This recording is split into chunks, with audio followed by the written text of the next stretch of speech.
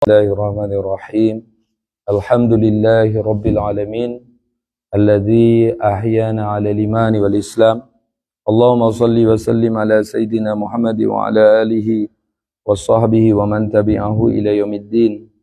Ayuhal hadirun wal hadirat rahimakumullah. Assalamualaikum warahmatullahi taala wabarakatuh. Awalangkah senantiasa kita bertaubat kepada Allah. Ingat selalu hidup cuma satu kali. Jika gagal di hari ini tak mungkin lagi diulangi. Kegagalan hidup yang paling besar itu yaitu meninggal dalam keadaan kafir. Tak ada lagi surga baginya. Yang kedua yaitu meninggal sebagai pendosa atau munafikin. Maka dia pasti akan mendapati siksa. Tak ada yang mampu menahan siksa. Di dunia saja kita kalah dengan penyakit atau kekurangan, apalagi di dalam kubur. Maka oleh sebab itu selalulah bertaubat kepada Allah, sehingga Allah amankan daripada siksa kubur dan siksa neraka. Jalannya yaitu fokus taubat, perbanyak baca istighfar, sehingga Allah tuntun kepada jalan taubat. Astaghfirullah, astaghfirullah, astaghfirullah. Kemudian daripada itu, ciri orang munafik di ayat 142 surah An-Nisa, mereka jarang ingat Allah. Ciri orang beriman di ayat 191 surat Ali Imran, mereka senantiasa mengingat Allah. Maka perbanyak mengingat Allah sehingga Allah keluarkan penyakit munafik dari diri kita. Jadi kita orang yang selalu mengingat Allah dan Allah selalu mengingat kita. Alhamdulillah, alhamdulillah, alhamdulillah. Ayat 56 Al-Ahzab, Allah memerintahkan kita untuk selalu berselawat kepada baginda Rasulullah SAW. InsyaAllah sebut dalam hadis, man shalla alayya maratan wahidatan sallallahu alaihi asyara marrah wa usalli alaihi asyara marrah. Siapa yang selawati saya sekali saja, Allah selawati dia 10 kali. Saya juga selawati dia 10 kali. Maka insyaAllah orang yang diselawati Rasul hidupnya pasti menang. Juga dalam masalah menggapai istri dan mahar. Sidang jamaah yang dirahmati oleh Allah. Judul kita hari ini mahar simbol cinta bukan derita. Jadi kalau dalam bahasa Melayu mahar itu jelamu. Bahasa Melayu jelamu. Bahasa Aceh jelame.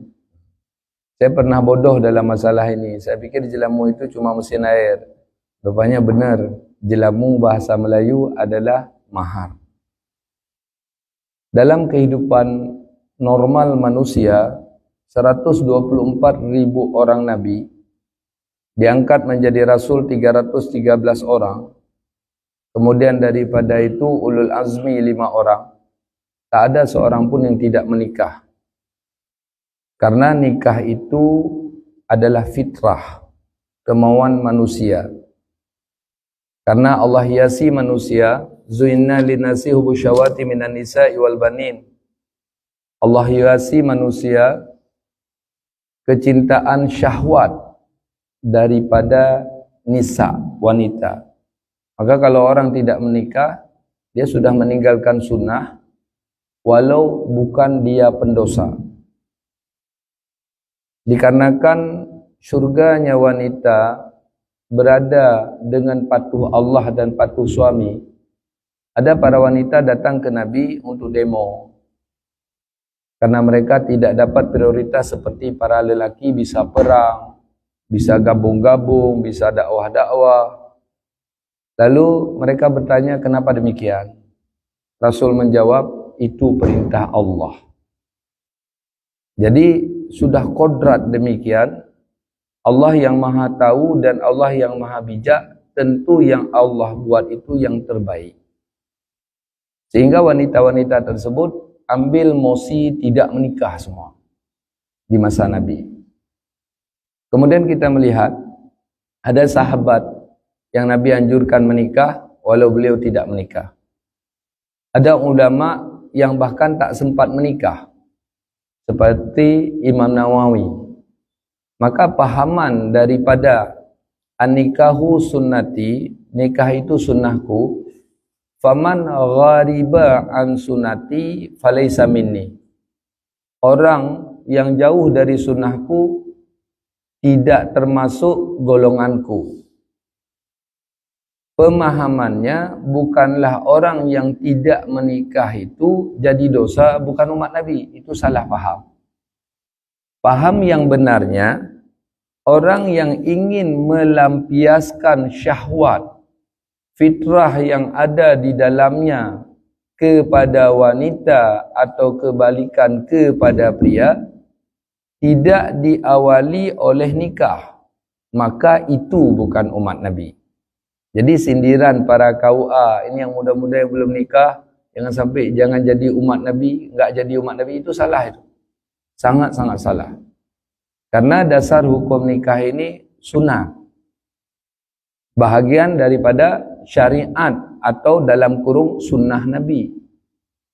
Jika kita tidak mampu mengendalikan syahwat sehingga terjadi haram, haram besar zina, haram kecil kerajinan tangan, maka nikah jadi wajib. Jika mampu, jika tak mampu, walau wajib, dia harus buru. Dia bertahan untuk menggapai wajib. Mampunya dari segi mahar. Kemudian ada contoh di dalam Ihya, Sirus dan kitab fik-fik. Hukum nikah itu makruh. Yaitu apabila seseorang menikah, nggak ada guna nikahnya. Anaknya jadi orang ramaikan kampung aja. Nggak ada guna anaknya.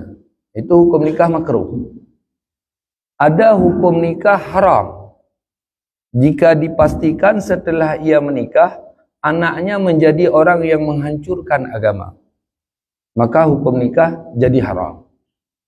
Namun, baik pada posisi hukum haram atau hukum makruh, ini menjadi masalah besar dikarenakan fitrahnya manusia tetap ingin bergaul dengan wanita atau dengan pria. Bahkan kita baca hadis, Rasulullah itu senang kepada bersugi, memakai tip atau wangi-wangian, kemudian berhubungan dengan istri. Karena itu adalah ibadah diawali oleh nikah, maka semua setelah itu menjadi ibadah. Jadi bergaul dengan istri, bermesra dengan istri, itu adalah ibadah. Dan ada pendapat-pendapat dhaif di dalam kitab fiqh, misalnya di kitab Bajuri dan selanjutnya, ketika seseorang pada posisi makruh atau haram, atau pada posisi dia tak mampu mengendalikan diri sebab suasana badannya atau suasana lingkungan, sehingga sangat ditakuti dia terjerumus kepada haram zina, apalagi haram sodom, haram lesbi, maka makruh hukum bagi dia melakukan onani atau masturbasi. Misalnya kita pelatihan, dinginapkan kita di suatu penginapan, kamar samping lagi perang, suara perang terdengar ke kamar kita, gangguanlah kita pingin perang. Daripada kita cari lawan, lebih baik perang sendiri. Begitu keadaan pada posisi makruh. Maka secara kesehatan dan secara agama, kerajinan tangan itu tidak mulia dan itu kejahatan. Bahkan mayoritas ulama mengatakan itu haram dengan dalil tetap kembali kepada Quran hadis. Jadi pemahaman zuhina linasi hubu syawati minan nisa ini fitrah. Dan jangan pernah kita berfikir bahwa seorang wali itu enggak pengen perempuan, itu salah.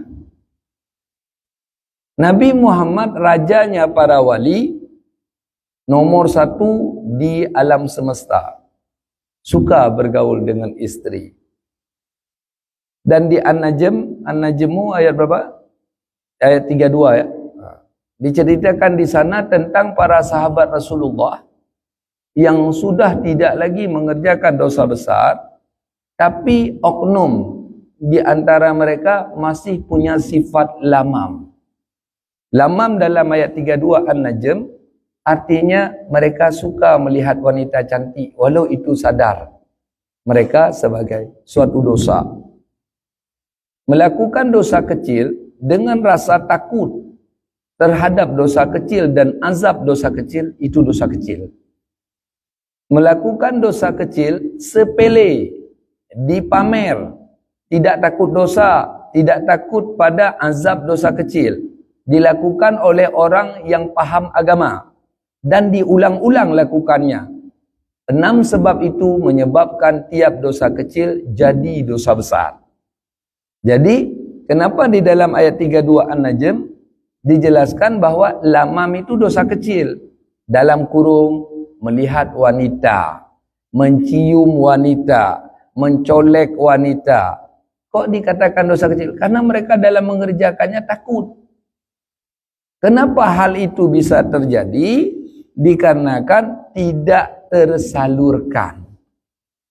Banjir itu karena kurang paret. Ada paret mampet, tetap banjir karena nggak ngalir ke laut.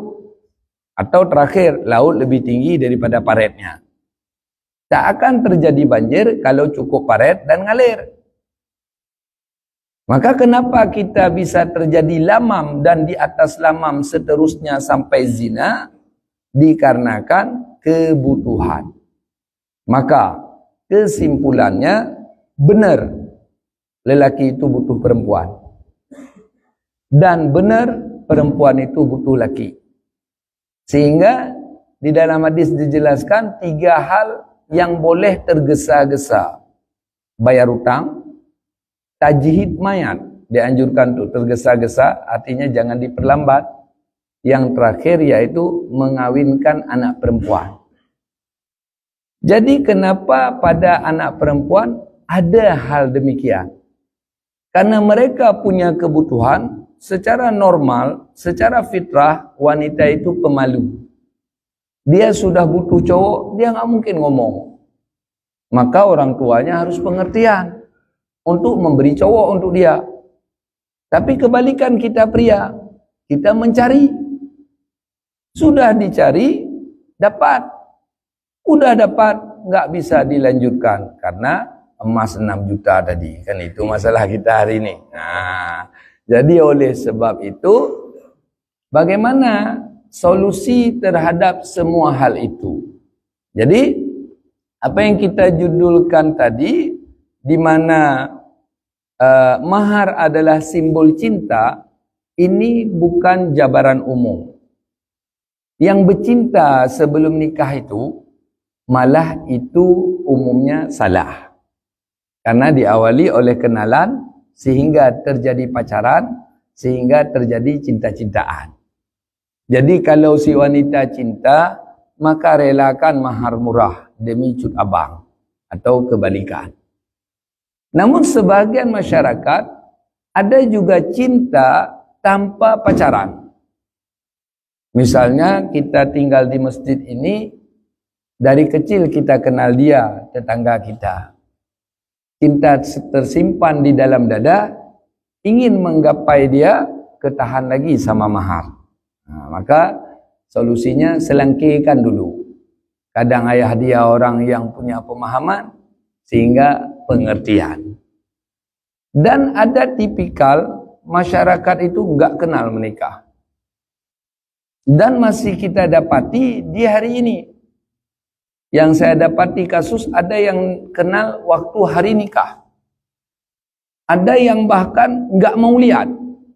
Ini pernah teman saya satu kasus enggak mau lihat. Maaf cakap, bukan ejekan, karena memang beliau diberi cobaan oleh Allah, ada kekurangan di wajah wanita itu.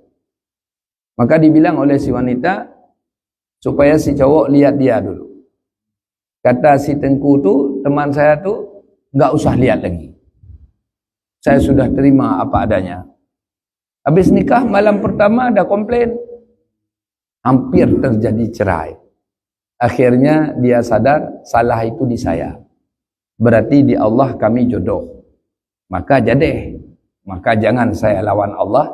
Hari ini alhamdulillah sudah punya anak 3. Nah, jadi konteks ta'aruf yang ada di dalam Islam, yaitu salah satu daripada 6 tempat boleh melihat wanita, yaitu ta'aruf salah satunya. Nggak ada di kita ta'aruf. Ta'aruf udah pacaran baru ta'aruf, itu bukan ta'aruf. Yang dikatakan ta'aruf, pengenalan atau kenalan, nggak pernah kenal.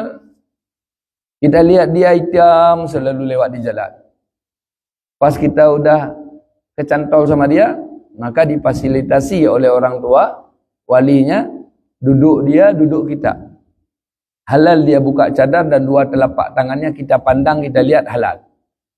Sehingga habis itu, kalau ta'aruf seperti dalam Islam itu ada, kesiapan mental harus 99. Balik belakang si cowok bilang, hana jadi. Nah, cewek harus terima. Legowo. Kita bukan ta'aruf, udah kenal dari SMP. Itu pinang namanya, khitbah dalam Islam. Memastikan untuk jadi, lalu diberi panjar, ikatan. Nah, supaya jangan diambil orang. Karena ada syariah dalam Islam, sum ala sum haram. Tawar atas tawar itu haram. Lagi orang tawar benda itu, datang kita tawar dengan harga sekian, itu dosa besar. Begitu juga wanita yang sudah dipinang orang. Habis itu kita kecantol sama dia. Walau lipat mahar kita mau, enggak boleh. Siapa salah? Salah kita, kau enggak ambil kemarin. Itu sering terjadi di kampung-kampung. Ada bidadari di kampung, orang kampung enggak suka sama bidadari itu.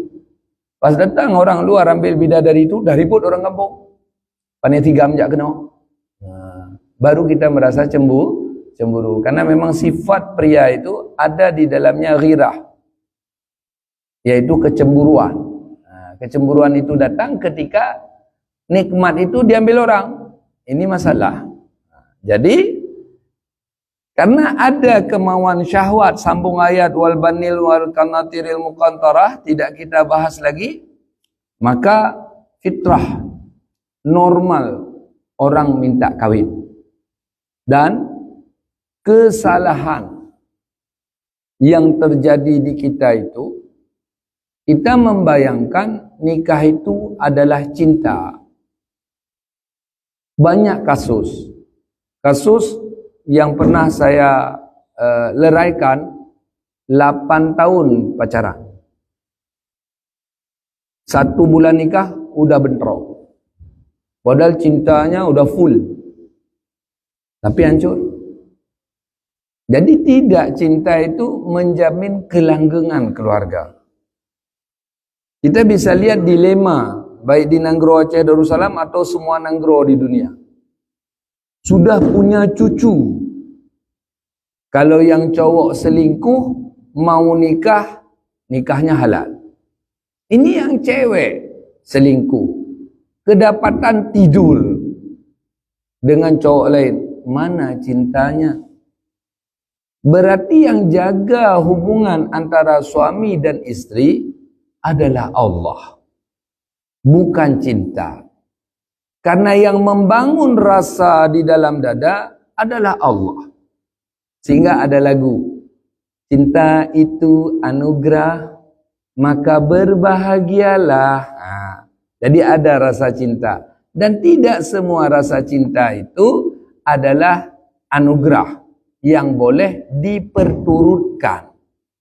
Ketika datang anugerah, nampaknya dia pas untuk saya. Banyak kesamaan saya sama dia. Dan mungkin dia jodoh saya.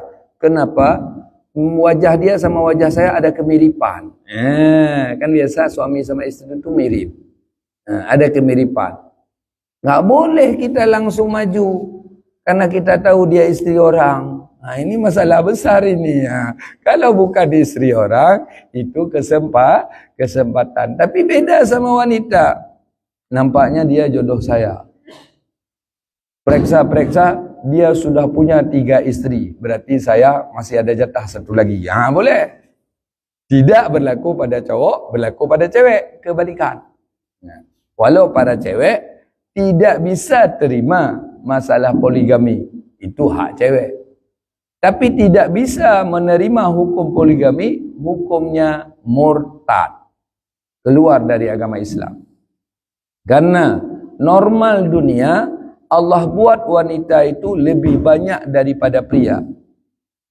Jika tidak dinikahi para wanita itu, maka fitrah yang ada tadi akan dibuat kesalah. Terjadilah contoh, jangan di negeri lain. Negeri nomor 1 dunia sangat tampil syariat. Menurut hasil pantauan teman-teman saya yang di Eropa, di Rusia, Aceh nomor 1 dunia katanya. Mereka orang gedongan yang udah muter-muter dunia. Walau kita udah pening tinggal di Aceh, tapi mereka bilang Aceh nomor 1 dunia. Hebat Aceh ini. Namun dilema yang kita hadapi, kejadian yang kita lihat, masyarakat kita sendiri belum benar-benar paham terhadap hukum Islamnya. Sehingga terjadilah si cowok dinikah 2, 3, 4 sunnah Rasul. Diadil dalam menikah itu suka-suka saya. Makanya traumalah para wanita tentang nikah 2, 3, 4. Maka mereka-mereka wanita yang tidak ternikahi, bahkan di Aceh sendiri yang kita bilang syariah tadi, sudah dinikahi, terjadilah pelampiasan hubus syahwati tadi kepada salah. Dalil, bukti, kita lihat dari belanja online namanya Terserah, banyak kiriman dari Jakarta buah karet. Buah LL karet laki-laki. Yang beli cewek. Berarti kenapa? Berarti mereka itu kurang penuh harapannya. Begitu juga banyak laku buah perempuan. Yang beli laki-laki. Ini adalah masalah mentalitas yang tidak tersalurkan tadi. Maka jadilah wanita-wanita yang lain yang tidak ternikahi jahat mereka. Siapa salah? Salah wanita. Karena mereka katakan, apabila abang ketahuan nikah 1 lagi, saya pastikan saya potong buah abang. Dia bilang, maka abang tidur trauma, takut dipotong buah. Begitu kejadiannya. Ini yang terjadi di kita, dikarenakan kepahaman tadi salah. Padahal yang obok-obok hati itu Allah. Di mana seseorang ketika suaminya menyalurkan biologisnya pada wanita 2 orang dan halal dua-duanya, beban mental yang ada di istri pertama Allah yang kelola. Karena pernah wanita suaminya belum nikah, mentalnya udah rusak dengan kecemburuan yang tanpa batas. Tapi setelah menikah 2, dalil orang-orang yang sudah menikah, hal itu tidak terjadi. Karena kita harus tahu, ada di segala hal lini hidup kita, intervensi Allah. Makanya yang nikah 2, 3, 4 nyaman. Yang belum kena nikah, pening pikir yang udah nikah. Gimana dia bisa akur? Rupanya di sana ada intervensi Allah. Begitu juga cinta tadi. Ketika cinta itu gagal, manusia drop. Sehingga ada lagu Paca Ungu, pernahkah kau merasa hatimu hampa? Karena hilang istri. Ada lagi lagu dibuat, hancur-hancur hatiku. Kenapa hancur hatinya? Dikarenakan tidak takwa. Walau normal seseorang hilang yang dicinta hancur, ketika kembali kepada takwa, mayyattaqillah yaj'alahu makhraja. Mayyattaqillah yaj'alahu makhraja. Orang yang takwa kepada Allah dijadikan jalan pemecahan masalah dari masalah dia. Kemudian dapat apa yang dicita-cita, wa yarzuqhu min haitsu la yahtasib.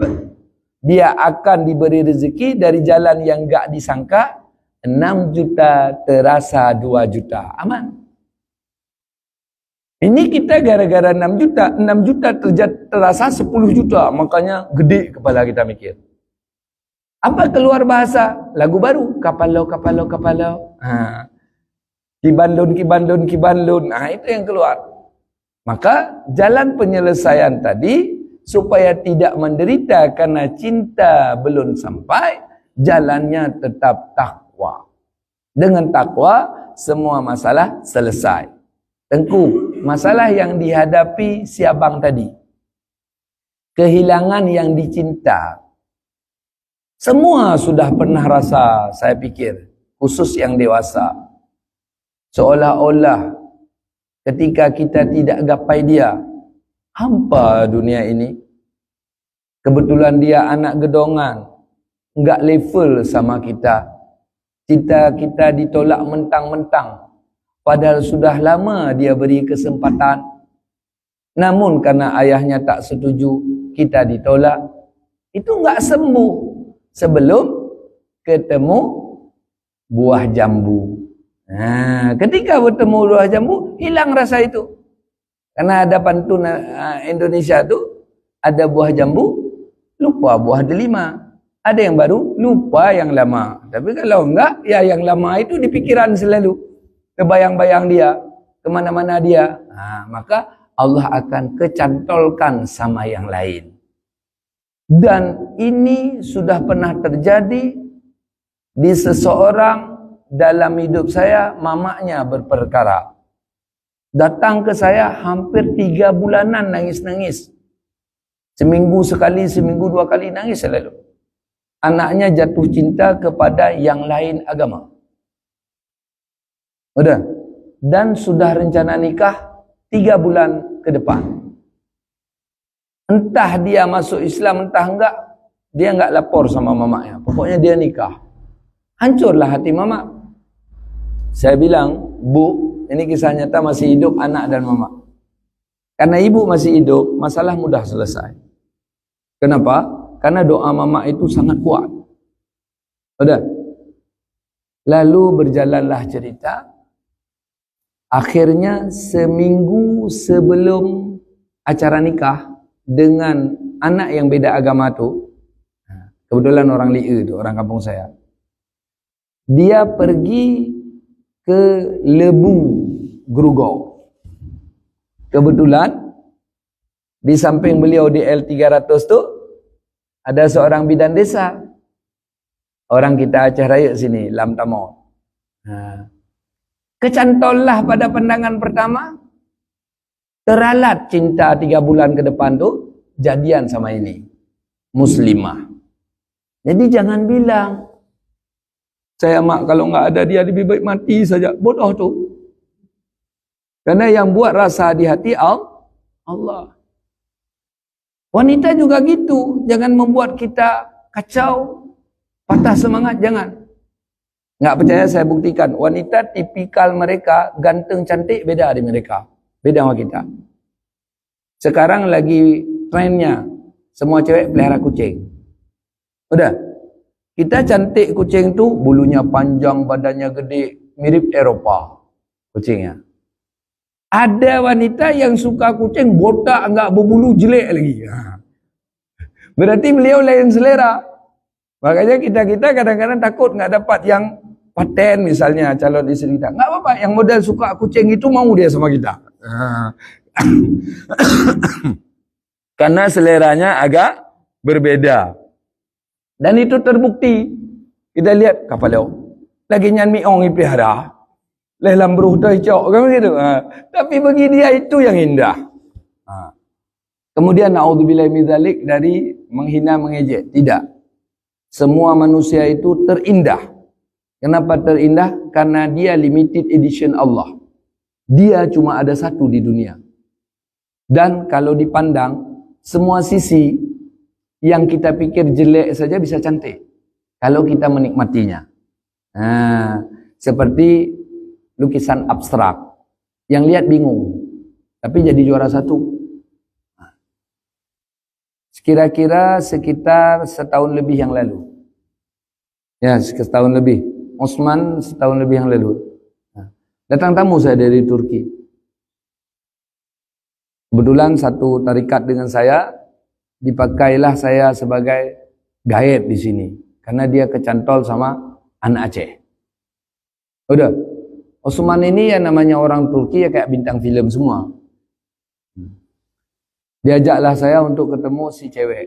Di mana rumah si cewek? Carilah. Rahmat Allah, si cewek diberi Allah tidak berkulit putih, berkulit hitam. Kemudian tidak mancung, pesek. Akhir-akhir saya periksa. Rupanya bukan beliau saja. Umum orang Turki nikah sama yang kulitnya hitam dan yang pesek. Rupanya mereka bilang, orang Eropa, kalau kulit putih itu kayak orang kena bakar, makanya putih.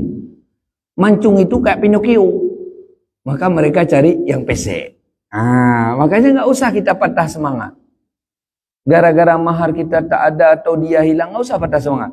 Tinggal keluar kita di tiap simpang sekarang. Udah. Dan pegang buku. Ini hari Sabtu libur. Lewat abang ganteng kali, kayak Arab. Kakak yang dibonceng di belakang kayak Ethiopia. Lewat kakak cantik kali, seperti putri dari kayangan. Lewat abang di belakang, abang di depan kayak aborigin. Sering tuh kita dapat.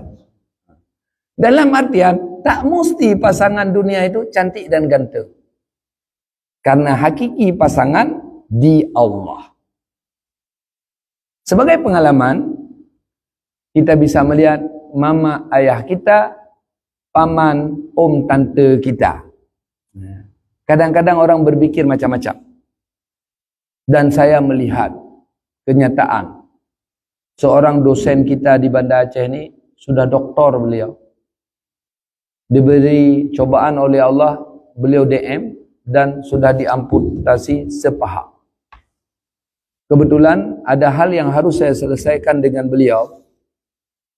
Saya datangi tempat beliau. Kamar tempat beliau dirawat, DM berat beliau udah amputasi, tak ada bau DM satu sedikit pun. Saya kenal bau DM. Kemudian gigi beliau saya lihat tersikat. Baju beliau bersih, kulit beliau bersih. Saya dengar daripada orang dekat beliau bahwa tiap hari dimandiin, tiap hari disikat gigi, dan lukanya selalu dibersihkan. Maka kita dapatilah wanita-wanita is the best begini. Bukan kalau ada uang, abang disayang, tak ada uang, abang melayang. Tapi selalu disayang asal masih status abang. Ini yang hebat. Ada juga saya dapati kasus saudara saya. Dalam standar ISO kecantikan, beliau kita harus konten 2. Begitu tidak cantiknya kakak tu. Tapi si abang ini mungkin kalau enggak 7, 8 konten. Tapi suaminya sendiri kita enggak mau dengar. Tetangga keluarganya bilang, gak nyan-nyan si wanita itu aulia dulu. Sehingga ketika baik budi pekerti, maka kekurangan yang lain akan hilang. Udah, sampai di situ dulu. Kita loncat dalil yang lain. Tadi ayat 14 surat An-Nisa. Sekarang Ali Imran. Sekarang kita masuk An-Nisa ayat 4 sikit. Ayat 4. Ya, ayat 4. Sebentar. Di ayat 4 kita masuk ayat 3 dulu. Di ayat 2 surah An-Nisa, wa atul yatama amwalahum. Dan datangkan si yatim itu akan harta-hartanya. Dengan pembahasan yang panjang, kita perwalian wajib jaga harta ponaan kita sampai dia irsyad, dia mampu mengelola harta baru dikembalikan.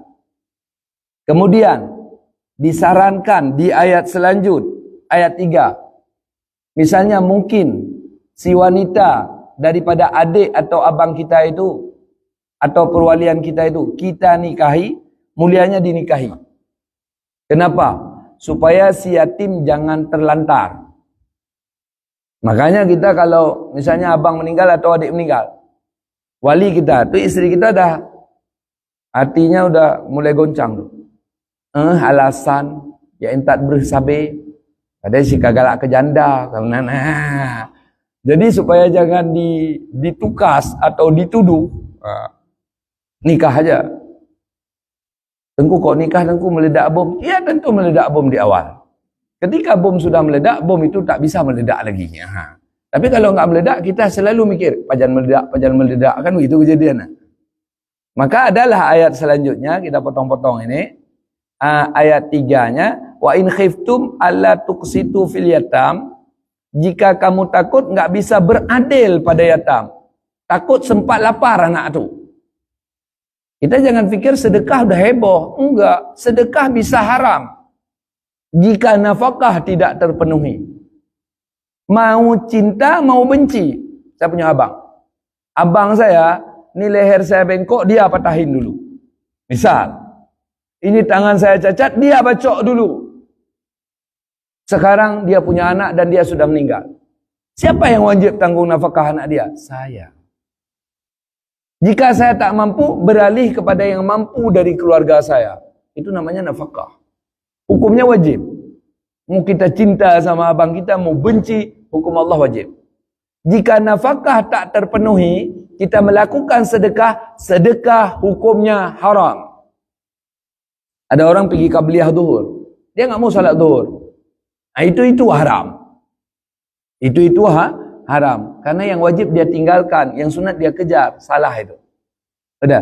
Maka ketika kita takut anak yatim enggak terayomi, fankihu ma tabalakum minan nisa'i mathna wa thulatha wa ruba'. Ini dasarnya. Karena ada pertanyaan daripada Anas bin Malik kepada Rasulullah SAW. Ya Rasul, mana lebih engkau cintai? Aku memberi makan para janda daripada aku bersedekah kepada peperangan. Kata Rasul, dengan lipat ganda, saya lupa hadisnya, lipat ganda kali lebih mulia daripada sedekah untuk perang memberi makan janda. Karena janda punya ayoman yatim. Kita coba tes yang udah nikah. Pergi bawa sembako ke janda. Besok ribut. Apalagi ada yang chat. Bunuhlah kodon sang gejak rumah jandanya. Nya kami dia mah. Tunggu pulang rela. Waktu pulang itu. InsyaAllah. Wallahu'alam. Ini yang terjadi. Wa in khiftum alla ta'dilu. Maka jika kalian takut bahwa tak mampu beradil, fawahidah, maka cukup satu. Ini dengar ayat ni sampai habis.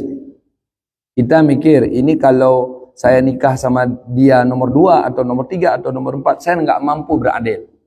Adil tak wajib pada harta. Adil tak wajib pada tidur. Adil wajib pada waktu. 2 malam rumah ni, 2 malam rumah ni, 2 malam rumah ni, itu wajib adil. Udah 4 malam rumah ni enggak tidur. Rumah sana 2 malam tidur, 2 malam setubuhan. Itu tidak dihitung, tidak adil. Cuma namanya wanita ketika tidak tersalur, kita harus tahan kena repet. Karena wanita kalau kita berikan kebahagiaan, insya Allah servisnya excellent. Kecuali wanita-wanita sakit satu-satu. Walau dikasih apapun tetap enggak servis. Ngerti ya? Kemudian, di sini terconteng bahwa ketika orang tidak mampu menikah 2, 3, 4 gara-gara tidak mampu beradil, nampak di sana di ayat ini bahwa masih di mereka ada libido yang belum tersalur. Mereka butuh wanita kedua, ketiga, keempat. Maka nikah dilarang gara-gara dia enggak adil. Sambung ayat. Au ma malakat aimanukum, atau dia nikahi wanita-wanita dalam tanggungannya atau budak. Berarti memang karakter pria suka pada banyak wanita. Karakter wanita suka pada banyak pria, tapi dilarang. Kenapa? Karena satu celeng Kalau banyak yang isi uang, nggak kenal kita siapa pemilik uang. Tapi kalau satu orang punya banyak celeng, orang tahu siapa yang isi uang dalam celeng. Tentu satu orang. Karena setelah celeng, bongkar celeng, lahir anak. Ketika lahir anak, nasabnya rusak, maka dilarang. Dan Allah buat normalitas pada manusia, mereka mampu mengendalikan itu dengan mudah. Dalil, para wanita setelah menikah suaminya meninggal, bahkan dia tak mau menikah sama sekali walau dia punya libido. Dengan kesibukan dia merawat anak dan mencari uang, rasa nafsu birahi mati pada wanita. Nah, kalau pada pria, matinya bukan dengan sibuk. Sibuk-sibuk sur cowok. Matinya dengan emosi. Cowok emosi. Hilang itu. Misal nanti adik-adik yang belum nikah akan hadapi yang udah nikah sudah pernah hadapi. Nah, jadi pas mau senang-senang acara upacara, nah, kebetulan mungkin air untuk diminum agak jauh dikit. Abang udah semangat nih. Semangat perangnya udah. Peluru udah masuk, udah dikokang. Tinggal tembak-tembak saja, udah misalnya. Lalu bilang sama istri, "Dek, ambilin air itu bentar." Tiap kali suruh-suruh. Itu langsung pelurunya keluar dari magazen semua. Nggak jadi itu. Nah, itu cowok. Dan itu normal cowok.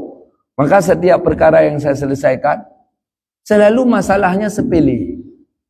Sepele gara-gara kopi, gara-gara cok sabun, gara-gara telat itagun gule. Masalahnya kecil semua. Tapi letupannya semua besar. Nah, kalau masalah kecil, itu berarti di pria masalah. Tapi kalau di wanita, mereka sanggup tahan sakit lama mereka. Yang kacau, kalau meledak nggak ada damai, ini masalah. Hangku temle, tak pernah hangku temle. Ya, kalau udah kata-kata hangku temle itu capek. Itu karakter cewek yang sudah saya pelajari dalam masa saya menghadapi masyarakat dari tahun 2002 sampai detik ini. Nah, lihatlah kita cowok nih, sedikit emosi rusak, maka buang emosi tadi, itu sembuh balik. Itu bisa perang lagi. Kalau nggak bisa perang, dah gagal perang. Udah. Jadi tersadari dari ayat ini, udah nggak ada istri, maka pikir jalan budak. Maka di film Walid ada berondong tua, sukanya daun muda, kan begitu bahasanya. Tak sadar diri sudah tua. Itu lagu salah tuh. Lagu itu hari ini kita bombardir dan kita tolak. Sah-sah saja. Sah-sah saja. Misalnya ayah kita kecantol sama yang 12 tahun. Asal dia mau silahkan. Ayahnya mau. Kita ribut. Yahwanya katuha wa blahatum teme. Jago kanyan bagai kah. Kan begitu bahasa Acehnya. Begitu bahasa Acehnya. Silahkan dalam Islam tak ada yang namanya pedofil. Tak ada yang namanya pedofil. Dan sebenarnya sejarah Yahudi, Nasrani dan kerajaan dunia juga tak ada pedofil. Semua raja-raja Inggris, Perancis di masa purba, mereka menikah dengan orang-orang yang muda. Kenapa? Tidak jadi masalah itu. Asal dia mau. Coba pelajari kembali sejarah-sejarah Alexander Fulan, Alexander Fulin, Ramses sekian. Memang begitu keadaannya. Jadi asal sudah matang biologis, sudah menstruasi, maka itu dianggap sudah mampu menerima persetubuhan. Maka bahasa ada berondong tua tadi, kita bom, kita tolak. Dikarenakan baginda kita menikah dengan Aisyah. Pada umur 7 tahun, disetubuhi setelah menstruasi umur 9 tahun. Bahasa itu jelek. Dan Nabi, walau beliau demikian, nikah beliau semua ada hikmah. Nikah beliau yang perawan cuma 3. Maryah Qubtiyah, hadiah dari Raja Qubti. Udah. Kemudian Zainab, cinta Allah tapi tak mampu masuk cinta dalam dada. Itu Zaid, anak angkat Nabi, hitam legam, negro dia. Karena itu anak Nabi, demi ridha Allah, Zainab menerima pinangan Zaid menjadi isteri. Tapi tak mampu tidur. Ada orang begitu. Dan saya sudah pernah alami masalah ini beberapa. Mungkin 4 dalam hidup saya. Wanita kalau udah mau tidur, harus tutup muka dengan bantal dan nangis. Tak bisa terima suami. Ada tipikal wanita begitu. Sehingga Zaid yang sang pencinta, itu dijabarkan di surat apa tu? Nah, jadi Zaid yang Al-Ahzab. Zaid yang sang pencinta, beliau sadar istrinya tak bisa menerima dia. Sehingga beliau minta izin pada Rasul untuk cerai dengan Zainab. 3 kali minta cerai, Rasul tak mengizinkan. Lalu karena itu hak prerogatif Zaid mengambil kesimpulan dicerai Zainab. Lalu karena Zaid anak angkat Nabi dan hukum di masa itu isteri anak angkat adalah mahram, Allah suruh balik hukum, suruh nikahi Zainab. Sehingga terjadi fitnah waktu itu. Memang Nabi kecantol sama Zainab. Bahkan Nabi nikah sama Zainab tak perlu tak kasih tahu Zaid. Maka terbantah omongan itu karena tidak boleh Nabi harus minta izin pada orang karena itu perintah Allah. Dan Zaid yang kenal ayah angkatnya baginda kita dan beliau kenal Allah, beliau bahagia karena Zainab dinikahi Rasulullah. Yang terakhir, mana hadis an istri Nabi, misalnya Ruqayyah, misalnya Hafsah, an Hafsah radhiyallahu anha, hadis. Semua hadis dari orang tua, bahkan dari Abu Bakar, statusnya dhaif. Kenapa dhaif? Ingatan orang tua sudah tidak baik.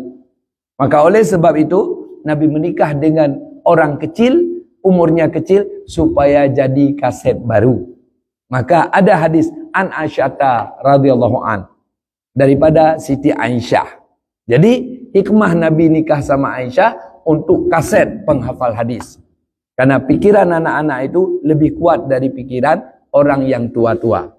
Ini juga jadi pengalaman bagi kita di mana bahwa orang tua itu tidak ilmunya dipegangi dikarenakan kemungkinan salahnya besar. Bahkan hadis riwayat Abu Bakar semua dhaif. Padahal Abu Bakar tak ada tanding sampai kiamat nanti dari orang-orang tua kita semua. Tapi hadis Abu Bakar saja dhaif. Nah, begitu kedudukan di dalam Islam. Maka sambung daripada ayat tadi, ayat 4 surah An-Nisa, wa atun nisaa saduqatihinna, dan kamu para pria datangkan oleh kamu akan sedekah mereka, yaitu mahar atau jilamu tadi. Nihlah dengan kemuliaan, dengan senang, dengan baik.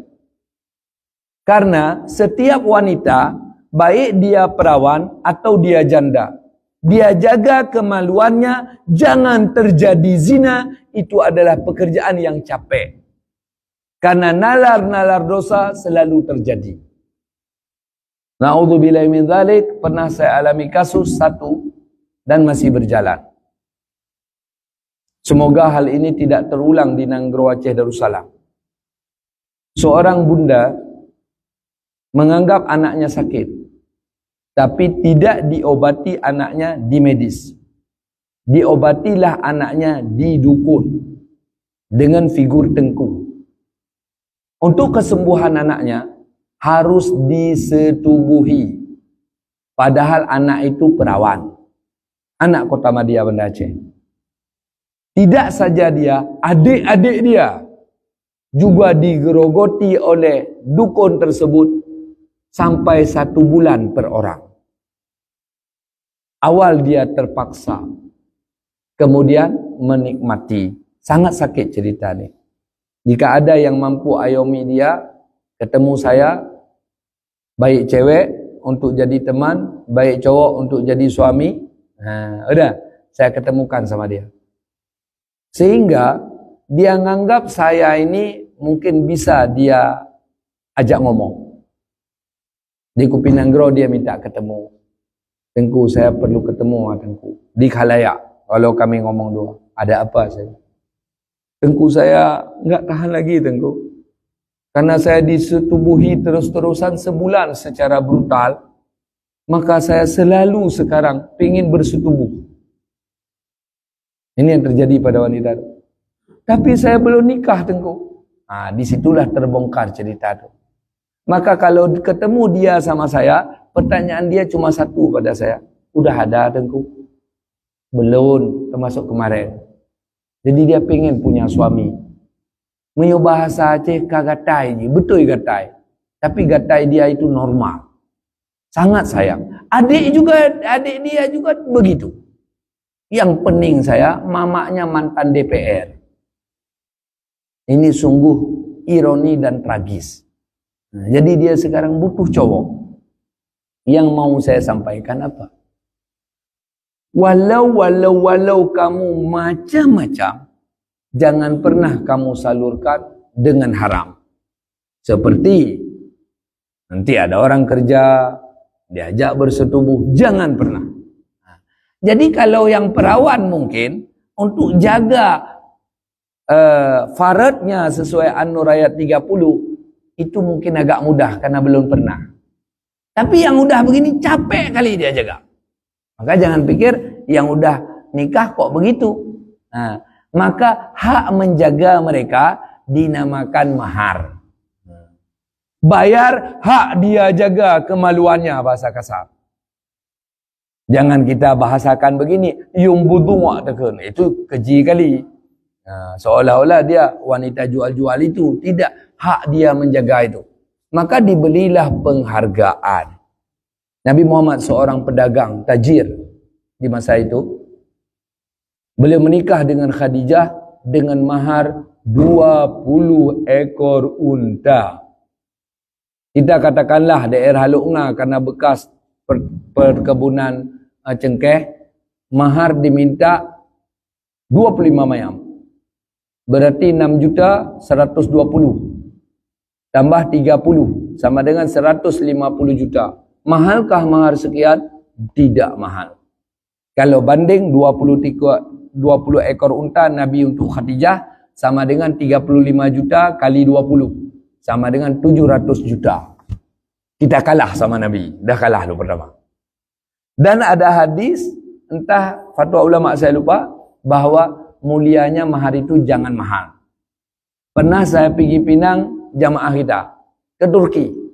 Kebetulan saya ada rapat di Turki, ke Turki. Dia mau pinang cewek. Saya nggak bisa bahasa Turki, tapi teman saya ada yang bisa bahasa Inggris, dikit-dikit bahasa Arab. Maka dialah sebagai translator saya. Pinanglah si cewek itu untuk jamaah kita, orang Aceh. Kata ayahnya, seperti kakaknya. Berapa kakaknya? 1 kilo. Don kami. Habis itu saya tawar karena kultur kami beda, ekonomi negara kami beda, jadilah 1 on. 1 on masih gede. 33 mayam, ya kan? Masih gede. Kemudian pikir dah aman, rupanya belum aman. Walau begitu, sebagaimana lumrah budaya kami enggak minta rumah mewah, cukup rumah tipe sederhana dan 1 mobil. Saya coba cross check berapa tipe sederhana di sana, 800 juta. Mobil 200 sama dengan don juga. Akhirnya pulang kami dengan tidak bergairah. Karena mahal kali. Jadi sebaiknya menikah jangan jauh-jauh. Kalau ada kenduri, enggak capek. Apalagi di Aceh Raya. Melintu itu gesebau. Maka yang mau kita tarik ukur apa? Mahar Nabi 700 juta untuk Khadijah binti Khuwailid. Kita di sini 10 mayam dah tinggi dah 60 juta. Salah enggak nih? Enggak salah. Karena menurut kultur. Ini usia bapak nih, boleh tanya. Di masa muda beliau tuh, dikit kerja bisa beli emas. Dikit cengkeh bisa dapat emas banyak. Hari ini bermobil cengkeh enggak dapat emas. Ini beda. Padahal negeri kita harus kita ketahui, kita sadari, adik-adik di belakang harus tahu, negeri terkaya sedunia Nanggro Aceh Darussalam. Tak ada dua. Saya punya teman Eropah, Arab, mereka mengklaim terkaya di dunia. Andai hasil Aceh ini dikelola dengan benar, rakyat Indonesia 280 juta bukan rakyat Aceh.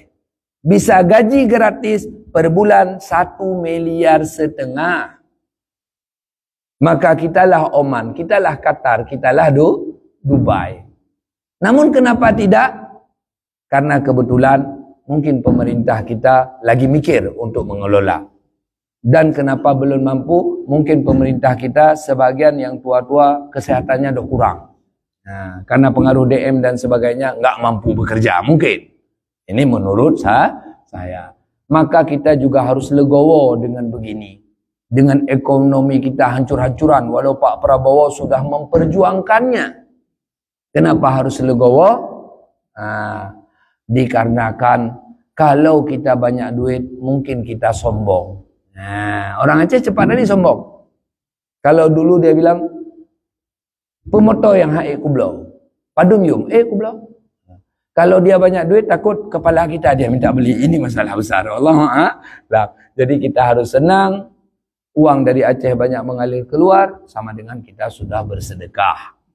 Ketika kita jadi negeri miskin, termiskin di Indonesia padahal kita terkaya di dunia, kita dapat pahala sabar. Karena innama yuwaffas sabiruna ajruhum bighairi hisab. Hanya saja Allah balas pahala sabar itu, pahalanya tak terhingga. Kita sambung ayat sedikit lagi. Fa in tibna lakum an syai'in minhu nafsan.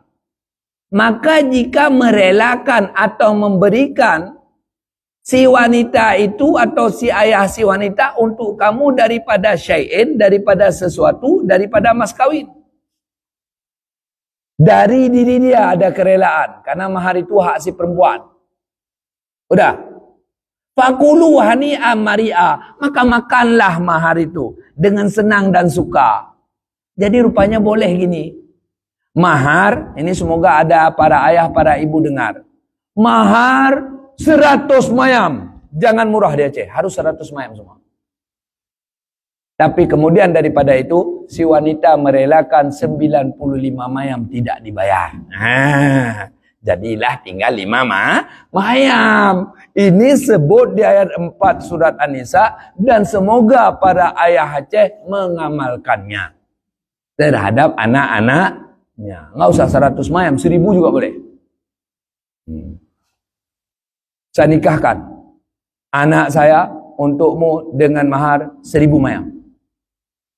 Si cowok jawab, saya terima nikah anak bapak untuk saya dengan mahar 5 mayam. Karena 995 mayam sudah diikhlaskan. Nah mana? Begitulah keadaannya. Jadi boleh demikian. Dan itu sebut. Maka teori bagi para wanita, untuk nikah terjadi, turunkan harga mayam. Dengan keikhlasan. Dan itu boleh. Bangai tak tinang. Bangai kalau suaminya tak baik. Kalau suaminya baik, ke pemayam. Karena kebahagiaan itu, ketika digapai, tak ada guna dunia. Ini bapak ada pengalaman, saya ada pengalaman. Ini yang udah nikah ada pengalaman. Udah. Ketika kita bahagia sama istri, seolah-olah dunia ini tak ada. Yang ada cuma ruang yang kita tinggali. Kita kayak kucing luar situ. Bercanda-canda, kem-kem. Hana perle tengok KFC, hana perle. Nak cerita tu aboh nanti kem-kem, dah senang dah. Jadi kalau bisa bahagia, sehingga harta pun tak berharga bagi kita. Tapi kalau terjadi celaka, ini jadi masalah. Rugo tat uronyan, kupu-kurung dipluh mayam, uronya ilah nyalun, dan sebagainya. Allah jadi caranya begitu. Maka kenapa biasa keluarga tidak langgeng? Karena kita hidup dengan otak, dengan pikiran, bukan dengan agama. Kalau kita hidup dengan agama, insya Allah keluarga langgeng. Dan ini bapak yang lebih tua di antara kita semua. Dalil, bukti. Dulu itu orang nikah 15 selisih umur. Ada yang 12. Minimal 5 selisih cowok sama cewek. Tapi umum 10 selisih. 15. Sehingga si istri pas malam pertama ketakutan kayak tikus dekat sama kucing dia. Kabih lun malamnya, kabih. Sehingga setelah itu terbentuklah cinta. Itu lihat suami aja malu-malu, keriling-keriling tu. Begitulah. Jadi indah kali itu. Kita kalau mau buat begitu ya bisa kita praktek. Jadi dulu begitu.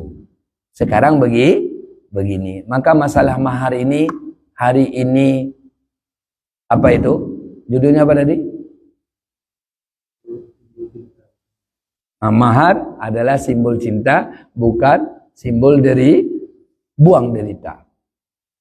Ketika Allah wujudkan dia jodoh sama kita, akan ada jalan. Ketika dia butuh mahar yang tinggi, Allah kasih rezeki untuk kita. Ketika kita mau jadi sama dia, dan ayahnya mau mahar yang tinggi, akan ada solusi Allah beri. Sehingga di bawah tangan, si dia menyerahkan 10 mayam untuk tambahan begini. Tinggal kita tarik, tambah kita 5 mayam, jadilah 15 mayam. Dan ini sangat banyak terjadi. Dan itu boleh. Namun Tengku, keluarga saya keturunan tinggi. Keluarga dia juga tinggi. Tapi saya rendah duit. Nikah di Baitur Rahman, 20 mayam. Hakikinya 2 mayam. Bolehkah Tengku? Boleh, nikah sah. Bohong yang dosa.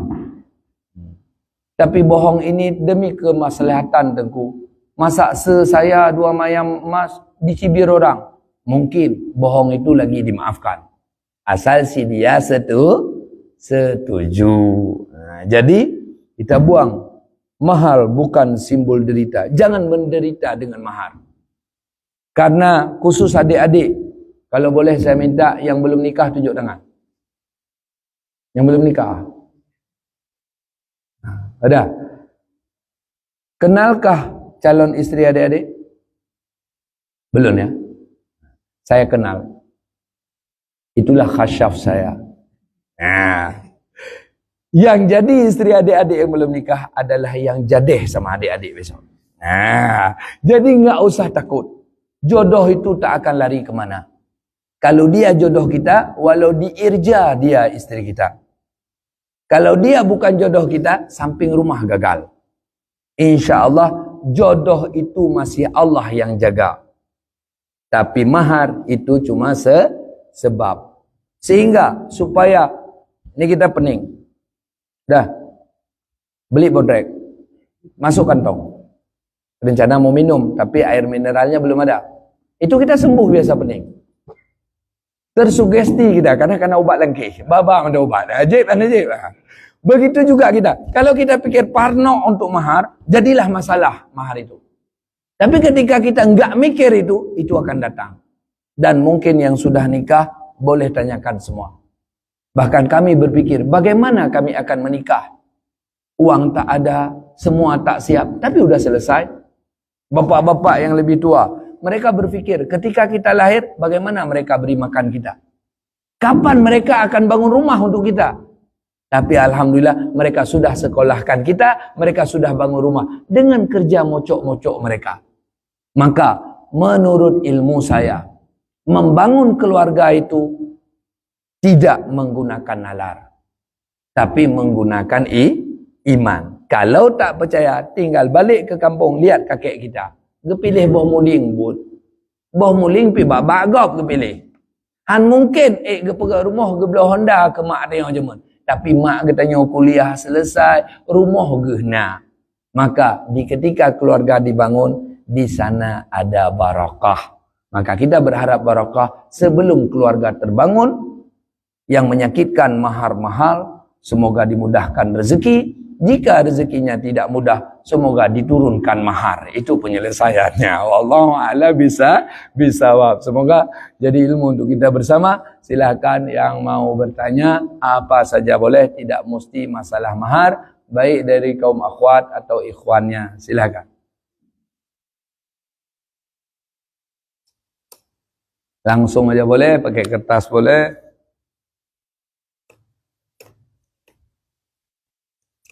Ada mahar istri Nabi, sebelum ada yang tanya saya ngomong-ngomong terus. Itu cuma batu giling tepung. Saya lupa siapa. Jangan pikir, kok dikit kali. Enggak. Ini yang udah dewasa dikit. Tengku Sigli, waktu kecil sempat main game Tetris. Game balok jalan-jalan. Mahal enggak itu? Mahal kali. Teringat saya, game Tetris yang patah tengah tu 40.000 satu. 40.000 emas waktu itu kalau nggak salah entah 150 mayam, 150.000 semayam. Jadi dulu barang-barang itu mahal. Ini coba tanya Abu Ani nggak baca. Dulu itu Honda 100 kerbau waktu baru keluar. Berapa harga 100 kerbau? Sampai 2M setengah itu Honda dulu. Sepeda Gazilla itu kalau nggak salah saya 10 kerbau. 250 juta itu purba. Nah. Jadi dulu untuk menggapai barang itu capek. Sekarang dah mudah. Saya pertama dagang 2002. HP saya pertama beli simen. Kalau nggak salah saya ingat 750.000. Kemudian saya pakai 8250. Saya beli 1.200.000 limpur. Layar koran. Kecil dia. Udah. Saya beli kartu antri di Hollywood. Di Kampung Baru. 200 limpul. Pulsa saya habis per bulan 4,5 juta. Emas 300. Karena saya dagang. Berarti pulsa saya saja sampai 15 mayam per bulan. Jadi dulu emas dan barang-barang itu mudah digapai, emas sulit barang. Hari ini barang elektrik, baju murah. Tapi emas mahal. Nah, jadi itu ketimpangan yang terjadi, kita nggak ngerti itu. Itu politik, ekonomi, elit global, Rothschild yang tidak kita mengerti. Nah, maka yang penting kita jalani aja. Yang pokok baikna pikiran meno ilun ikna perumoh tunggu nah insyaallah. Nah, yang jangan patah semangat. Wallahu a'lam. Ada yang mau nanya silakan. Dari akhwatnya ada silakan. Dan kalau kita berlakukan di Aceh sebenarnya sangat mudah. Karena sebut mahar dalam nikah tidak wajib. Sebut mahar dalam nikah tidak wajib. Saya nikahkan anak saya fulanah untukmu. Saya terima nikah anak bapak untuk saya. Selesai. Ini kalau ada KUA yang mau bagus ini. Coba kita upayakan nanti.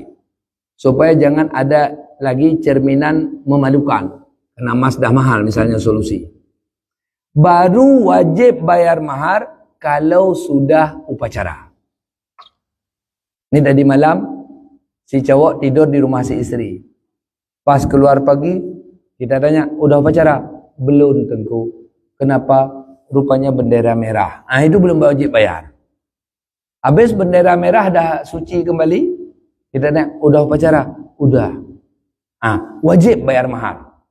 Boleh kata si perempuan, idron musabah langkah baik tepi ilmu hulun. Menyogolam nebaya talun. Boleh begitu. Jadi mahar itu wajib dibayar apabila sudah melakukan persetubuhan. Sebelum persetubuhan itu utang, belum wajib bayar. Karena mahar dalam Islam adalah syarat nikah, bukan rukun nikah. Jadi coba nanti konsultasi sama KUA, baik dah kun mayam je. Bukan baik kun, karena lu tak lumba tertuh mayam, mana mangat lu ke gau. Jadi seolah-olah bung tak lun. Untuk mayam tak kun ayo, hana mungkin. Hana mangat lun. Lu lebih mulia adit daripada lu. Limang mayam mentang dah sebut je. Kalau ada KUA bisa dineko-neko ya begitu ya. Saya pikir mau KUA. Asal kita damai-damai sama KUA nanti ya. Allah lam tidak semua oknum ya. Nah yang mau nanya silakan. Ya silakan. Waalaikumsalam warahmatullahi wabarakatuh. Get sama anak pun.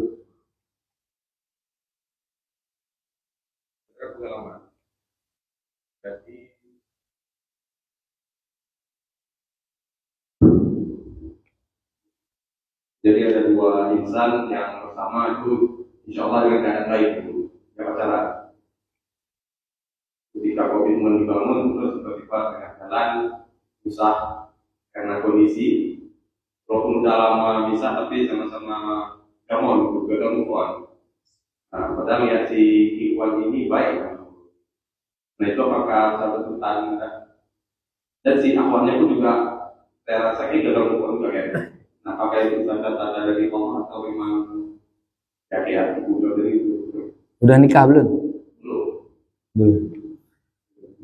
Gagal move on tuh gimana ya? Saya nggak ngerti. Masih suka, masih pengen sama-sama gitu. Karena pun niatnya memang niat mulia, bukan. Yang sebelumnya udah. Jadi sebenarnya kalau saya pikir itu cuma masalahnya ada penyakit di si cowok sama si cewek. Nama penyakitnya takabur. Implementasinya itulah gengsi. Sehingga karena gengsi dia suka. Tapi nggak berani untuk nyatukan kembali. Nah ini gengsi ini sama-sama dibuang. Dimulai dari salah satu dua pihak. Karena bahaya sekali penyakit ini. Saya punya teman di pesantren banyak. Yang sakit jiwa gara-gara penyakit jarang. Yang sakit jiwa gara-gara uang jarang. Yang sakit jiwa sampai ada yang udah meninggal gara-gara cinta rame. Jadi gara-gara gagal cinta, jiwa goncang itu sering. Maka sebaiknya membuka diri, buang takabur tadi. Ini kami-kami yang sudah nikah. Tetap ada cekcok antara suami dan istri, bahkan Rasulullah. Umar bin Khattab datang, mau bahas tentang istrinya. Di situ sedang duduk baginda sama Abu Bakar Siddiq radhiyallahu anhu. Ada? Dia lihat, kok diam orang ini dua. Dia cerita, saya datang ke sini mau ceritakan istri saya ABCD EFG. Ada tanggapan. Lalu ditanya, ya Rasulullah, kenapa engkau tidak menjawab? Kok diam? Sebenarnya saya duduk di sini lagi pening mikir anak kamu sama anak kamu dua-dua. Akhirnya Umar bin Khattab balik belakang, rupanya Nabi lagi masalah juga sama istri. Nah, udah. Jadi ketika ayah kita, mama kita atau kita sedang masalah dengan istri, itu ego tinggi itu. Dia nggak bicara, kita pun nggak bicara. Padahal dua-dua pengen bicara. Sampai yang kita alami, waktu tidur agak jarang-jarang, dua-dua jarang tuh. Dia jauhi kita, kita jauhi dia. Padahal dua-dua pengen dekat. Akhirnya mulai jiwa terbuka dikit-dikit, dekat-dekat. Dah, upacara habis. Penyelesaian masalah upacara rupanya. Jadi memang itu ada di setiap manusia. Lebih-lebih wanita. Mau titelnya prof, mau doktor, kekanak-kanakannya nggak hilang. Pas suaminya dekati kita, baik cukai-cukai. Kan udah kayak TK balik itu sebenarnya ya. Doktornya kemana? Nah, maka itulah yang harus diselesaikan dengan komunikasi. Kalau memang rezeki, alhamdulillah. Tak rezeki, tak ada masalah. Kalau kita bermasalah. Jadi sebenarnya kalau capek tulis di chat, tulis di kertas saja. Diriku masih mengharapkan dirimu. Andaikan kamu juga seperti aku, kita buat panjang, kasih suratnya supaya dia baca. Dan jangan cepat dibalas, abang tunggu 2 minggu supaya dia jangan gebah, kan? Nah, begitu. Atau dari dia, karena ada persepsi yang salah di kita, yang boleh tembak cewek itu cuma cowok. Salah itu. Bahkan di dalam Islam sunnah meminang cowok yang takwa. Baik dari keluarga dia atau daripada orang yang dipakai oleh si perempuan untuk pinang cowok yang baik. Itu hukumnya boleh dalam Islam. Tidak salah itu. Bahkan Rasulullah dipinang oleh Khadijah. Dan sampai hari ini, mungkin para tengku-tengku, para habib-habib, sering mereka pinang cowok untuk anaknya. Nah, di kita itu memalukan karena kita salah paham. Tidak memalukan itu. Nah, mungkin saya pikir untuk supaya itu terjalin, karena apabila kehilangan dua-dua susah. Dua-dua kesusahan. Ya sekarang buka komunikasi dengan Lukas. Sebenarnya. Tapi janganlah pakai jurus paling tinggi.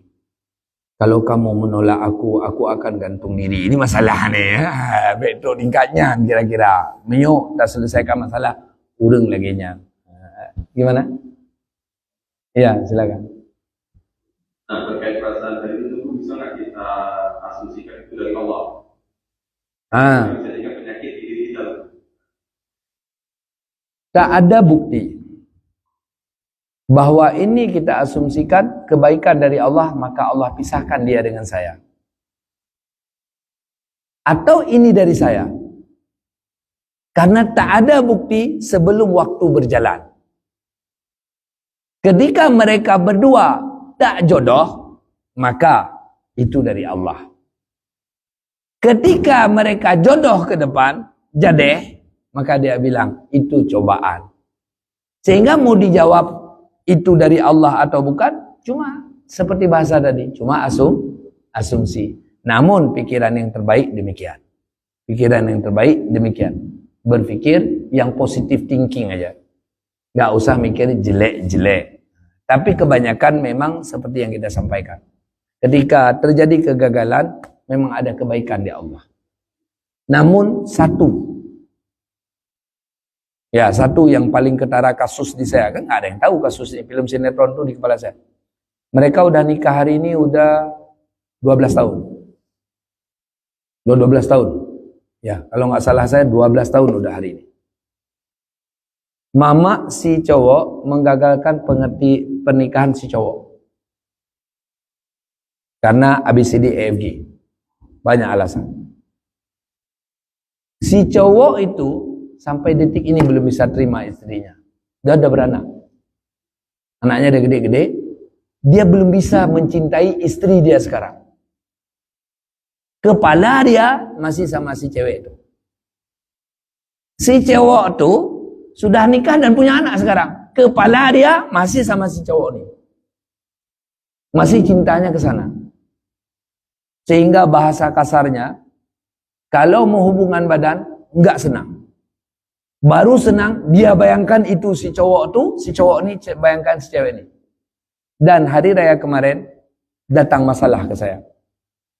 Bahwa si cowok ini sudah deal sama si cewek yang dia dulu tuh untuk cerai, dan dia nikah sama si itu. Sama-sama udah mapan hidup. Nah ini yang kita takut masalah-masalah begini. Karena masalah cinta itu Alexander yang Agung kalah. Napoleon Bonaparte kalah. Cinta itu masalah. Jadi pertimbangan di kita. Kalau memang gaya kita lihat memang nggak ada kebaikan, lupakan dia. Dengan cari yang baru, lain nggak ada jalan. Karena kalau kita nggak jadi makan ayam penyet, pergi ke sate matang. Kalau nggak makan, tetap kelaparan. Ini masalah. Nah, jadi harus makan. Nanti ya, Allah lah. Ada lagi yang lain, silakan.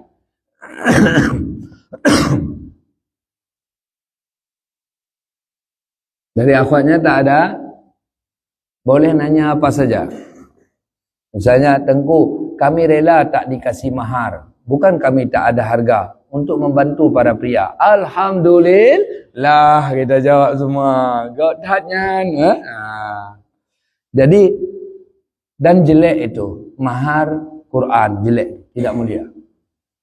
Karena yang punya Quran Nabi Muhammad, tapi nggak pernah bilang mahar Quran, mahar sajadah. Tetap benda yang berharga. Karena itu adalah piala. Atas dia jaga kehormatan.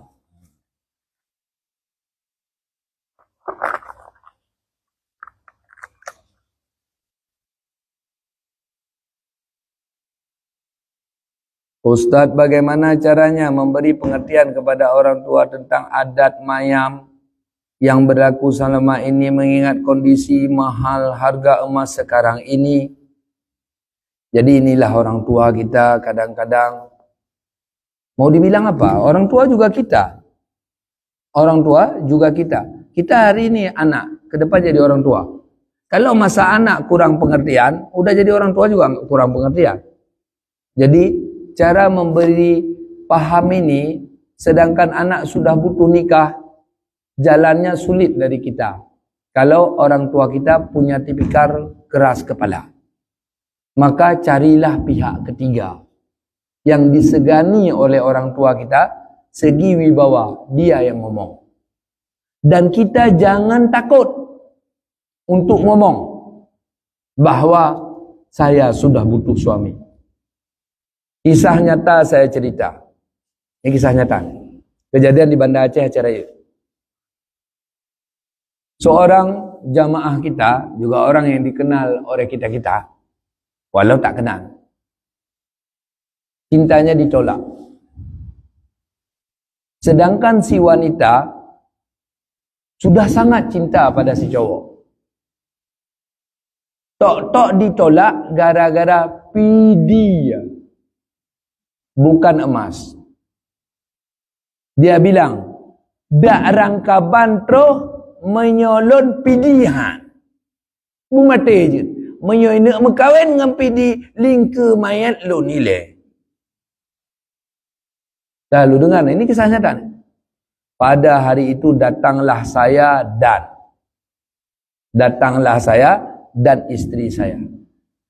Dibilang begini, andai kondron Tengku, andai bukan Tengku yang datang, sudah saya usir hari ini. Udah. Si wanita ni udah gangguan pikirannya. Dia seorang pegawai negeri, sudah melarikan diri, tidak lagi di rumah karena ditolak sama ayah bunda.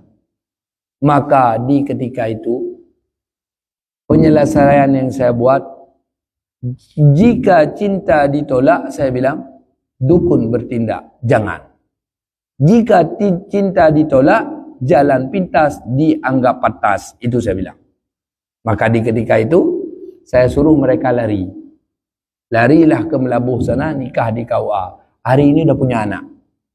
Pas punya anak, ayahnya asal dia pergi kerja si cowok, dah curi anak. Yang cucolong. Lupa dia itu cucopi dia itu. Gitu kejadiannya. Yang mau saya ambil pelajaran bukan ini. Kebetulan rumah ini bergandingan dua rumah. Anggap saja sedang nonton sinetron. Bergandingan. Ini rumah si abang, ini rumah si adik. Kejadian yang saya datang ini rumah si adik. Rumah si abang ada dua anak perempuan. Gara-gara ego ayah, dua-dua sakit jiwa hari ini. Masih hidup dua-dua. Dan tidak mungkin lagi menikah karena jiwanya ada gangguan. Yang saya heran, kenapa si adik tidak mengambil pelajaran terhadap kejadian si ayah. Semoga Allah hidayahi, kita doakan ayah kita supaya berubah dari pertanyaan ini. Yang pertama. Yang kedua, semoga ayah kita dapat pengalaman seperti yang saya ceritakan. Jino hantar tim, pungo anak ke pelam. Maka ada di salah satu, saya lupa lagi ngajarkan, gak ingat saya. Rupanya ada yang potong, ada video. Banyak yang nonton saya lihat di Kupinang Gero. Jadi kita cowok ni kalau mama enggak setuju sama dia, pura-pura gila terus. Tahu-tahu lihat orang agak lain-lain dikit, sehingga mama dah mulai susah. Habis tu kalau tidur, panggil-panggil nama dia, Mariam, Mariam, gitu. InsyaAllah mama kita mulai susah itu. Yang cewek juga begitu. Goreng-goreng telur, ngomong nama dia Salman. Gitu. Jadi insyaAllah mama kita dapat pelajaran dikit. Cuma kalau mama kita sakit tambah masalah. Nyo ke ibu. Ke ibu. Sobohom Wallahualam. Ini masalah. Jadi kalau di saya kesimpulannya, bagaimana cara beri pengertian untuk orang tua? Tak ada jalan. berilah pengertian pada Allah, yaitu dengan doa, sehingga nanti Allah yang selesaikan. Dibuat sebab, karena tak ada tempat minta tolong kecuali Allah sendiri, lain cuma sebab. InsyaAllah ibu kita berubah. Namun kalau ibu itu kenal saya, mungkin dari saya bisa. Saya bicara sama mamanya, wallahu a'lam, karena ini bukan masalah kecil. Dan yang terakhir mungkin, kita salah persepsi, sangat jauh salah persepsi. Nikah itu bukan kalau tua, nikah itu kalau sudah butuh. Maka seyogianya, jangan pikir orang nggak akan bisa atur keluarga. Kita yang udah tua banyak yang nggak bisa atur keluarga. Wanita dan pria itu sudah butuh nikah umur di bawah 20. Sebaiknya di bawah 20 dah nikah. Cuma negara ada buat aturan aku gimana? 20 lebih dikit. Itu yang termulia. Karena kita cowok nih, asal udah keluar lem uhu, sudah butuh istri. Nah, sehingga karena nggak ada istri, ya kita tumpah-tumpah lem uhu, selalu itu terjadi. Wallahu a'lam. Maka oleh sebab itu mulianya nikah itu muda. Pas kita dewasa tua, anak sudah dewasa. Jadi persepsi salah nikah di atas 30, di atas 35 itu sebenarnya salah. Dan banyak orang purba itu nikah 17. Di Jawa 17 dah banyak nikah. Mereka nikah terus, pemerintah nggak boleh, terserah. Kemudian nanti kan dah bermasalah untuk akte anak. Nanti isbat nikah. Cara dicari. Jadi sebaiknya kalau kita jadi ayah ke depan, nikahkan anak perempuan cepat-cepat. Jangan lama-lama. Kuliah dan sebagainya. Rezeki bukan di kuliah. Rezeki bukan di pegawai. Rezeki ada di pegawai, ada di kuliah, ada di mana-mana. Ketika Allah mau kasih rezeki, di mana-mana ada. Harus punya prinsip demikian. Semoga apa yang kita pelajari hari ini jadi ilmu untuk diri kita pribadi, kalau mampu untuk orang lain. Kata Rasulullah SAW, Innal malaikata la tada'a ajnahataha li talabil ilmi. Sesungguhnya para malaikat Allah menaungi sayapnya bagi para penuntut ilmu. Fikru sa'atin afdalu min sabina sanah. Berfikir sedetik lebih mulia daripada sabina sanah. Ibadat sunat 70 tahun. Nah, kita hadiahi pahala tadi untuk doa ayah bunda kita, guru kita, keluarga kita, dan seluruh muslimin muslimat. Amin ya rabbal alamin. A'udzubillahi minasyaitonir rajim. Bismillahirrahmanirrahim. Alhamdulillahi rabbil alamin. Sallallahu alaihi sayyidina Muhammad wa ala alihi washabihi ajma'in. Allahumma inna nastaghfiruka wa natubu ilaika min kulli dhanbin na'lamuhu wa lam na'lamuhu fil laili wan nahar. Allahumma a'inna ala dzikrika wa syukrika wa husni ibadatik wa afina wa afanna wa ala ta'atika wa anna wa lil imani wal islami jami'an tawaffana wa anta radin anna bi rahmatika ya arhamar rahimin. Allahumma aftah lana wa lahum ababal khairi wa ababal barakati wa ababal ni'mah wa ababal rizqi wa ababal quwwah wa ababal sihhati wa ababal salamah wa afina wa iyyahu min kulli bala'id dunya wa azabil akhirah. Ghafarallahu lana bi rahmatika ya arhamar rahimin. Wassallallahu ala sayyidina Muhammadin walhamdulillahi rabbil alamin. Al-Fatihah. Wa rahmatullah. A'udzu billahi minasy syaithanir rajim. Bismillahirrahmanirrahim. Alhamdulillahi rabbil alamin. Ar-Rahmanir Rahim. Maliki yaumiddin. Iyyaka na'budu wa iyyaka nasta'in. Ihdinas siratal mustaqim. صراط الذين أنعمت عليهم غير المغضوب عليهم ولا الضالين. Yang kurang dari saya mohon maaf. Yang lebih itu hidayah Allah untuk kita bersama. Billahi taufiq wal hidayah. Wassalamualaikum warahmatullahi taala wabarakatuh. Sallallahu alaihi